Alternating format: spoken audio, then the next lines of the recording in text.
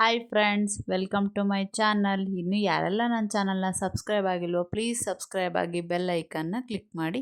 ಇವತ್ತು ಬನ್ನಿ ಎಣ್ಗಾಯಿ ಪಲ್ಯ ಹೇಗೆ ಮಾಡೋ ಅಂತ ನೋಡೋಣ. ಮೊದಲಿಗೆ ಒಂದು ಪ್ಲೇಟಲ್ಲಿ ನಾನು ಒಣ ಕೊಬ್ಬರಿ ತುರಿನ ಇಟ್ಕೊಂಡಿದ್ದೀನಿ. ಅದಾದಮೇಲೆ ಹುರಿದಿಟ್ಕೊಂಡಿರೋಂಥ ಶೇಂಗಾ ಮತ್ತು ಸ್ವಲ್ಪ ಹುಣಸೆ ಹುಳಿ ಮತ್ತು ಉಪ್ಪು, ಹಸಿಮೆಣಸಿನ್ಕಾಯಿ, ಶುಂಠಿ, ಬೆಳ್ಳುಳ್ಳಿ ಮತ್ತು ಕೊತ್ತಂಬರಿ ಕಾಳು 1 ಸ್ಪೂನಷ್ಟು ತೊಗೊಂಡಿದ್ದೀವಿ. ಮತ್ತು ಒಂದು 2 ಸ್ಪೂನಷ್ಟು ಸಾಂಬಾರು ಪುಡಿ, ಆಮೇಲೆ ಸ್ವಲ್ಪ ಅರಿಶಿನ, ಸ್ವಲ್ಪ ಚಕ್ಕೆ, 2 ಲವಂಗ, ಒಂದು ಏಲಕ್ಕಿ ಸುಲಿದಿಟ್ಕೊಂಡಿರೋದು, ಮತ್ತು ಒಂದು 3 ಕಾಳುಮೆಣಸು, ಮತ್ತು ಜೀರಿಗೆ ಮತ್ತು ಸಾಸಿವೆ ತೊಗೊಂಡಿದ್ದೀವಿ.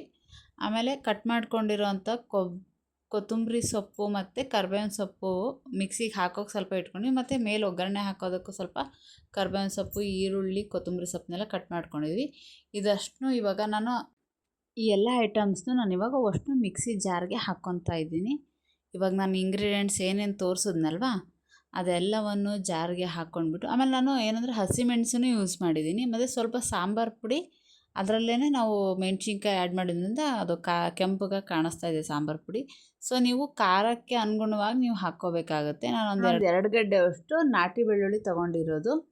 ಅದಾದ ನಂತರ ನೀವು ಅದು ನಮ್ಮ ಸಾಂಬಾರು ಪುಡಿ ಅಂತ ತೋರಿಸಿದ್ರೆ ಅದು ಖಾರ ಪುಡಿ ಅಂತ ಏನು ಅಂದ್ಕೋಬೇಡಿ. ನಾವು ಸಾಂಬಾರು ಪುಡಿಲಿನೇ ಒಣಮೆಣ್ಸಿನ್ಕಾಯಿ ಮಿಕ್ಸ್ ಆಗಿರುತ್ತಲ್ಲ, ಸೊ ಕೆಂಪದಾಗಿ ಕಾಣಿದೆ ನಿಮಗೆ. ಏನಪ್ಪ ಅಂದರೆ ನಾವು ಎಷ್ಟು ಅಂದರೆ ಸ್ವಲ್ಪ ಖಾರ ಬೇಕು ಅಂದರೆ ಹಸಿಮೆಣ್ಸಿನ್ಕಾಯಿ ಜಾಸ್ತಿ ಯೂಸ್ ಮಾಡಬೇಕಾಗುತ್ತೆ. ಖಾರ ಸ್ವಲ್ಪ ಕಡಿಮೆ ಇರೋ ಮೆಣಸಿನ್ಕಾಯಿ ಈ ಥರ ತೊಗೊಂಡ್ರೆ ನೋಡಿ ನಿಮ್ಮ ಖಾರಕ್ಕೆ ಅನುಗುಣವಾಗಿ ಮೆಣಸಿನ್ಕಾಯಿನ ಆ್ಯಡ್ ಮಾಡಬೇಕು. ಇವಾಗ ನಾನು ಎಲ್ಲನೂ ಮಿಕ್ಸಿ ಜಾರಿಗೆ ಹಾಕ್ಕೊಂಡು ಮಿಕ್ಸಿ ಮಾಡಿಕೊಂಡೆ. ಅಂದರೆ ತುಂಬ ಏನು ತರಿನೂ ರುಬ್ಬ ಹಾಗಿಲ್ಲ. ಇದಕ್ಕೆ ತುಂಬ ನೈಸ್ ಪೇಸ್ಟ್ ಅಂತಲೂ ಇಲ್ಲ, ಸ್ವಲ್ಪ ತರಿ ಇದ್ದರೂ ನಡೆಯುತ್ತೆ. ಅದಾದ ನಂತರ ಈಗ ಮಿಕ್ಸಿ ಜಾರೆಲ್ಲ ಹಾಕ್ಕೊಂಡು ರುಬ್ಬಾದ ನಂತರ ನಾನು ಸ್ಟವ್ ಆನ್ ಮಾಡಿ ಒಂದು ಪಾತ್ರೆ ಇಟ್ಟು ಒಂದು 4 ಚಮಚ ಎಣ್ಣೆ ಹಾಕ್ಕೊಂಡಿದ್ದೀನಿ. ಇದು ಎಣ್ಣೆ ಕಾದ ನಂತರ ಒಂದು ಸ್ವಲ್ಪ ಸಾಸಿವೆ ಮತ್ತು ಜೀರಿಗೆ ಎಲ್ಲ ಹಾಕಿ ಒಗ್ಗರಣೆಯಲ್ಲಿ ಫ್ರೈ ಮಾಡ್ತಾ ಇದ್ದೀನಿ. ಇವಾಗ ನೋಡಿ ಎಣ್ಣೆ ಕಾದಿದೆ. ಇವಾಗ ಸಾಸಿವೆ ಜೀರಿಗೆ ಎಲ್ಲ ಹಾಕಿದ್ದೀನಿ. ಇದು ಚಟ್ಪಟ ಅಂದ ನಂತರ ಸ್ವಲ್ಪ ಕಟ್ ಮಾಡಿ ಇಟ್ಕೊಂಡಿರೋಂಥ ಕರಿಬೇವಿನ ಸೊಪ್ಪು ಮತ್ತು ಈರುಳ್ಳಿ ಹಾಕ್ತಾಯಿದ್ದೀನಿ. ಈರುಳ್ಳಿ ಕರಿಬೇವು ಎಲ್ಲ ಎಣ್ಣೆಲಿ ಚೆನ್ನಾಗಿ ಫ್ರೈ ಆದಮೇಲೆ ನಾನು ಆವಾಗಲೇ ನಿಮಗೆ ತೋರಿಸಿದ ಹಾಗೆ ನಾನು ಈರುಳ್ಳಿನೂ ಮತ್ತು ಹೀರೆಕಾಯಿನೂ ಉದ್ದುದಾಗಿ 4 ಪೀಸು, ಅಂದರೆ ಈಗ ನಾವು ಮಸಾಲೆ ಎಲ್ಲ ಅದರೊಳಗೆ ಹಿಡ್ಕೊಳ್ಳೋ ಥರ ಕಟ್ ಮಾಡಿದ್ದೀನಿ. ಚಿಕ್ಕದಾಗೇನು ಕಟ್ ಮಾಡಿಲ್ಲ, ಇಡೀ ಇದನ್ನೇ ಅದರೊಳಗೆ ಮಸಾಲೆ ಇಡೋ ಥರ ನೋಡಿ. ಇವಾಗ ನೋಡ್ತಿರ್ಬೋದು ನೀವು ಅದು ನಾನು ಹೇಗೆ ಕಟ್ ಮಾಡಿದ್ದೀನಿ, ಹೆಂಗೆ ತುಂಬ್ತಾ ಇದ್ದೀನಿ ಅಂತ. ಈ ಥರ ಅದ್ದಿ ಇಡಬೇಕು. ನಾವು ಸ್ಟವ್ ಆನ್ ಮಾಡಿಕೊಂಡೇ ಇದು ಮಾಡಬೇಕಂತ ಏನಿಲ್ಲ. ಈಗ ನಾವು ಒಗ್ಗರಣೆ ಎಲ್ಲ ಕೊಟ್ಟಾದ ನಂತರ ಈರುಳ್ಳಿ ಸ್ವಲ್ಪ ಫ್ರೈ ಆದ ನಂತರ ನಾವು ಸ್ಟವ್ ಆಫ್ ಮಾಡಿಕೊಂಡು ಈ ಥರ ಮಸಾಲೆ ಎಲ್ಲ ತುಂಬಿ ಪಾತ್ರೆ ಒಳಗೆ ಹಾಕ್ತಾಯಿದ್ದೀನಿ ನಾನು ಈರುಳ್ಳಿನೂ ಮತ್ತು ಹೀರೆಕಾಯಿನೆಲ್ಲ. ಇದೆಲ್ಲ ಹಾಕಿ ಕಂಪ್ಲೀಟ್ ಆದ ನಂತರ ಅದು ಸ್ವಲ್ಪ ಜಾರಲ್ಲೆಲ್ಲ ಈಗ ಉಳ್ಕೊಂಡಿರುತ್ತಲ್ಲ, ಅದಕ್ಕೆ ಸ್ವಲ್ಪ ನೀರು ಹಾಕಿಬಿಟ್ಟು ತೊಳೆದು ಹಾಕಿದರೆ ಅದು ಸ್ವಲ್ಪ ನಮಗೆ ಹೇಗೆ ಅಂದರೆ ಪಲ್ಯ ಗ್ರೇವಿ ಥರ ಕನ್ಸಿಸ್ಟೆನ್ಸಿ ಬೇಕಾಗುತ್ತಲ್ವ, ಆ ಥರ ರೆಡಿ ಆಗಿಬಿಡುತ್ತೆ ನಮಗೆ. ಅದೆಲ್ಲ ರೆಡಿ ಆದಮೇಲೆ ಉಪ್ಪು ಅದು ನೋಡಿಕೊಂಡು ಅದಾದಮೇಲೆ ಸ್ಟವ್ ಆನ್ ಮಾಡಿ ನಾವು ಕುದಿಯೋಕ್ಕಿಟ್ರೆ ಮುಗೀತು. ತುಂಬ ಅಂದರೆ ತುಂಬ ರುಚಿಯಾಗಿ ಬರುತ್ತೆ. ರೊಟ್ಟಿಗಂತೂ ಪರ್ಫೆಕ್ಟ್ ಅಂತಲೇ ಹೇಳ್ಬೋದು ಈ ಹೀರೆಕಾಯಿ ಎಣ್ಗಾಯಿ. ನೀವು ಒಂದು ಸಲ ಮನೇಲಿ ಮಾಡ್ಕೊಂಡು ಟ್ರೈ ಮಾಡಿ ಫ್ರೆಂಡ್ಸ್. ತುಂಬ ಅಂದರೆ ತುಂಬಾ ರುಚಿಯಾಗಿ ಬರುತ್ತೆ. ನೋಡ್ತಿರ್ಬೋದು ಇವಾಗ ನಾನು ತುಂಬೋದೆಲ್ಲ ಆಯಿತು. ಇವಾಗ ನಾನು ಜಾರಲ್ಲಿರೋನೆಲ್ಲ ತೆಗೆದುಬಿಟ್ಟು ಸ್ವಲ್ಪ ನೀರು ಹಾಕಿದ್ದು ಮಾಡಿದ್ದೀನಿ. ಇವಾಗ ನೋಡಿ ಈ ಥರ ಇದು ಮಾಡಿ ಇವನ್ಮೇಲೆ ಸ್ಟವ್ ಆನ್ ಮಾಡಿಬಿಟ್ಟು ನಾನು ಕುದಿಯೋಕೆ ಬಿಡ್ತೀನಿ. ತಟ್ಟೆ ಮುಚ್ಚಿ ಒಂದು 10 ನಿಮಿಷ ಹಿಂಗೆ ಕುದಿಸ್ಬಿಟ್ರೆ ಸೂಪರಾಗಿ ಮತ್ತು ಟೇಸ್ಟಿಯಾದಂಥ ಹೀರೆಕಾಯಿ ಎಣ್ಗಾಯಿ ರೆಡಿ ಆಗುತ್ತೆ. ಇದಕ್ಕೆ ಕಾಂಬಿನೇಷನ್ನಾಗಿ ಜೋಳದ ರೊಟ್ಟಿ ಇಲ್ಲ ಅಂದರೆ ಹೇಗೆ ಹೇಳಿ. ಜೋಳದ ರೊಟ್ಟಿ ಅಂತೂ ಇದಕ್ಕೆ ತುಂಬ ಅಂದರೆ ತುಂಬ ಪರ್ಫೆಕ್ಟ್ ಅಂತಲೇ ಹೇಳ್ಬೋದು. ತುಂಬ ಚೆನ್ನಾಗೂ ಇರುತ್ತೆ. ನಮ್ಮಲ್ಲೆಲ್ಲ ನಾವು ಡೈಲಿ ರೊಟ್ಟಿ ಮನೇಲಂತೂ ಕಂಪಲ್ಸರಿ ಮಾಡ್ತೀವಿ. ನೋಡಿ ಮೇಲೆ ಇದೆಲ್ಲ ಬೆಂದಾದ ನಂತರ ಮೇಲೆ ನಾನು ಕೊತ್ತಂಬರಿ ಸೊಪ್ಪೆಲ್ಲ ಹಾಕಿದ್ದೀನಿ. ಇವಾಗ ನೋಡ್ತಿರ್ಬೋದು, ನಾನು ಇವಾಗ ಮುಟ್ಟಿ ತೋರಿಸ್ತಿದ್ದೀನಿ ನೋಡಿ ಎಷ್ಟು ಚೆನ್ನಾಗಿ ಬೆಂದಿದೆ, ಮೆತ್ತಗೆ ಬೆಂದಿದೆ. ಆದರೆ ತುಂಬ ಇದನ್ನು ಪಿಚ ಅನ್ನೋ ಥರ ಬೇಯಿಸೋದು ಬೇಡ. ಸ್ವಲ್ಪ ಮೆತ್ತಗೆ ಇದಾಯಿತು ಅಂದರೆ ಅದು 3/4 ಭಾಗದಷ್ಟು ಬೆಂದ್ರೂ ಸಾಕು. ಹೀರೆಕಾಯಿ ಬೇಯಿಸೋಕ್ಕೇನು ತುಂಬ ಟೈಮ್ ತಗೊಳ್ಳಲ್ಲ, ಅದು ಬೇಗನೆ ಬೆಂದುಬಿಡುತ್ತೆ. ಅಲ್ಲಿಗೆ ನಮಗೆ ಪಲ್ಯ ರೆಡಿ ಆಯಿತು.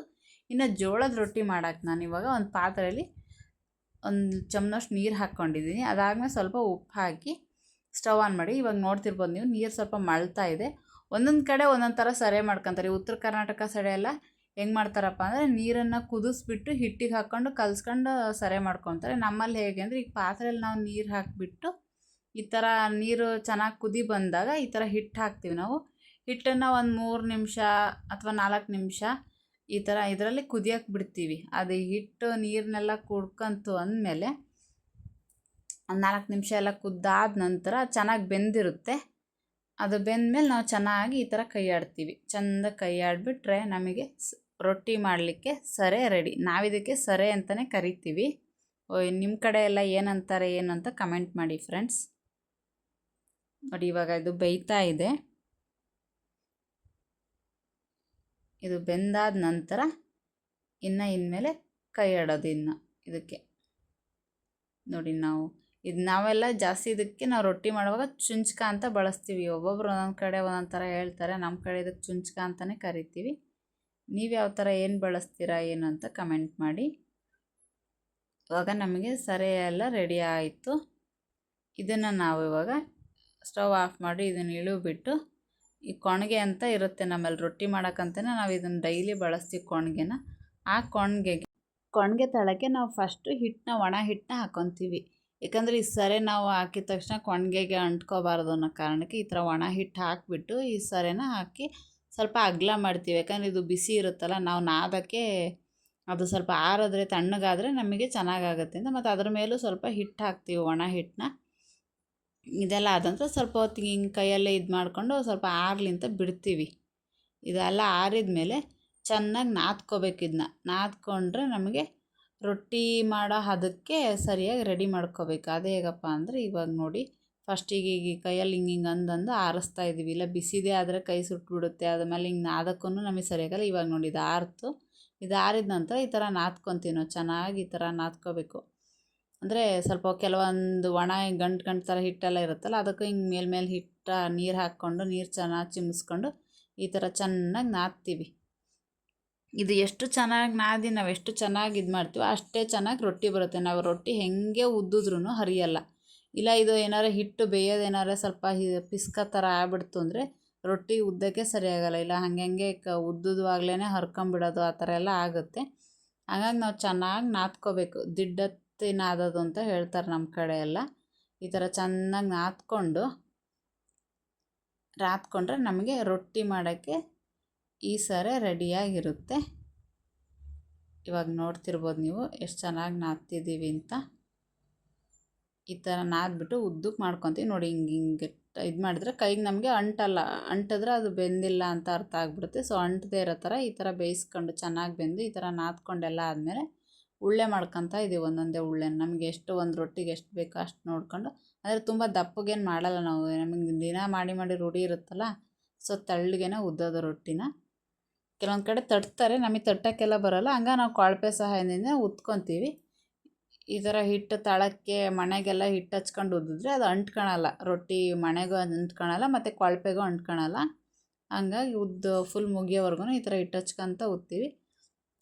ನಮಗಂತೂ ಹಳ್ಳಿ ಕಡೆ ಅಂತೂ ನಮಗೆ ರೊಟ್ಟಿ ಡೈಲಿ ಇರಲೇಬೇಕು. ಏನೇ ಮನೇಲಿ ತಿಂಡಿ ಮಾಡಿದ್ರೂ ನಮಗೆ ರೊಟ್ಟಿ ರಾಗಿ ಅಂಬಲಿ ಅಂತೂ ಇರಲೇಬೇಕು. ಅದಿಲ್ಲ ಅಂದ್ರೆ ನಮಗೆ ದಿನ ಕಂಪ್ಲೀಟ್ ಆಗಿದೆ ಅಂತಲೇ ಅನಿಸಲ್ಲ. ಎಲ್ಲಾರು ಫಂಕ್ಷನು ಮನೇಲಿ ಎಲ್ಲಾರು ಹೋಗ್ಬಿಟ್ರೆ ಅಯ್ಯೋ ಯಾವಾಗಪ್ಪ ರೊಟ್ಟಿ ತಿಂತೀವಿ ಅಂತ ಎಲ್ಲರಿಗೂ ಅನಿಸುತ್ತೆ. ನಿಮಗೂ ಇದೇ ಥರ ಅನಿಸುತ್ತಾ ಅಂತ ಕಮೆಂಟ್ ಮಾಡಿ ಫ್ರೆಂಡ್ಸ್. ಸ್ಟವ್ ಹಚ್ಚಿ ನಾವು ಒಲೆ ಮೇಲೆ ಹಂಚಿಟ್ಟಿದ್ದೀವಿ. ರೊಟ್ಟಿ ಹಂಚನ್ನ ನಾವು ರೊಟ್ಟಿಗೆ ಹಂಚನೇ ಸಪ್ರೇಟ್ ಹಂಚನ್ನು ಇಟ್ಕೊಂಡ್ಬಿಟ್ಟಿರ್ತೀವಿ. ಒಂದು ರೊಟ್ಟಿ ಹಂಚಿ ಇವಾಗ ಅದು ರೊಟ್ಟಿ ಎಲ್ಲ ಉದ್ದಾದಮೇಲೆ ಅದನ್ನು ಹಂಚಿನ ಮೇಲೆ ಹಾಕಿ ಈ ಥರ ನೀರು ಹಚ್ತೀವಿ. ಅದು ರೊಟ್ಟಿ ಬೇಯಿಸೋಕೆ ಹಾಕಿ ಇದು ನೀರು ಹಚ್ಚಾದ್ಮೇಲೆ ಒಂದು 2 ಸೆಕೆಂಡ್ 3 ಸೆಕೆಂಡ್ ಆದ ತಕ್ಷಣ ಅದು ಬೆಂದ್ಕೊಳುತ್ತೆ. ಹಂಚೆಲ್ಲ ಕಾದಿರುತ್ತಲ್ವ, ಹಂಗೆ ಬೇಗನೆ ಬೇಯುತ್ತೆ ರೊಟ್ಟಿ. ಬೇಯಿಸೋದೇನು ತಡನೇ ಆಗಲ್ಲ. ಬೆಂದಾದ ನಂತರ ಈ ಥರ ತಿರುಗಿ ಹಾಕ್ತೀವಿ. ಒಂದು 4 ಸಲ ಹಿಂಗೆ ತಿರುಗಿಸ್ಬೇಕು. ಹಂಗಾರೆ ಅದು ನೀಟಾಗಿ ಬೇಯುತ್ತೆ. ಇಲ್ಲ ನಾವು 1-2 ಸಲಕ್ಕೆ ಹಿಂಗೆ ತೆಗೆದುಬಿಟ್ವಿ ಅಂದರೆ ಬಿಸ್ಕ ಆಗಿಬಿಡುತ್ತೆ ರೊಟ್ಟಿ. ಮಾತ್ರ ಪಿಚಾನೋ ಅನ್ನತ್ತೆ. ಅಷ್ಟು ತಿನ್ನೋಕ್ಕೂ ಚೆನ್ನಾಗಿ ಅನಿಸಲ್ಲ, ರುಚಿನೂ ಅನಿಸಲ್ಲ ಅದು. ಇವಾಗ ನೋಡ್ತಿರ್ಬೋದು ನಾವು ಹೇಗೆ ಬೇಯಿಸ್ತಿದ್ದೀವಿ ಏನು ಅಂತ. ಹೊಸಬ್ರು ಸಹ ಈ ಥರ ಸರಿ ಮಾಡಿಕೊಂಡ್ರೆ ಆರಾಮಾಗಿ ಕಲಿಬೋದು ರೊಟ್ಟಿ ಮಾಡೋದನ್ನ. ತುಂಬಾ ಈಸಿ ಅನಿಸುತ್ತೆ. ಫಸ್ಟ್ ನೋಡೋಕೆ ಕಷ್ಟ ಅನಿಸುತ್ತೆ. ನನಗೂ ಹಾಗೆ ಅನಿಸೋದು. ಮೊದಲೆಲ್ಲ ನಾವು ಅಮ್ಮರು ಮಾಡುವಾಗ ಅಯ್ಯೋ ಏನಪ್ಪ ಇದು ರೊಟ್ಟಿ ಇಷ್ಟೊಂದು ಕಷ್ಟ ನಂಗೆ ಬರುತ್ತೋ ಇಲ್ವೋ ಅನ್ಸುತ್ತೆ. ಇವಾಗ ನೋಡಿದ್ರೆ ನಾವೇ ಚೆನ್ನಾಗಿ ಮಾಡ್ತಿದ್ದೀವಿ ಅಂತ ಫೀಲ್ ಆಗುತ್ತೆ.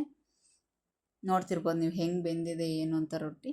ಮತ್ತು ರೊಟ್ಟಿ ಚೆನ್ನಾಗಿ ಬೇಯಲಿಂದ ನಾವು ಮಸಾಲೆ ತಗೊಂಡು ಹಿಂಗೆ ಒತ್ತುತ್ತೀವಿ ನೋಡಿ. ರೊಟ್ಟಿ ಮತ್ತು ಅದಕ್ಕೂ ಕಾಂಬಿನೇಷನ್ ಆಗಿ ಹೀರೆಕಾಯಿ ಪಲ್ಯ ರೆಡಿ. ತುಂಬಾ ರುಚಿಯಾಗಿರುತ್ತೆ. Thank you for watching.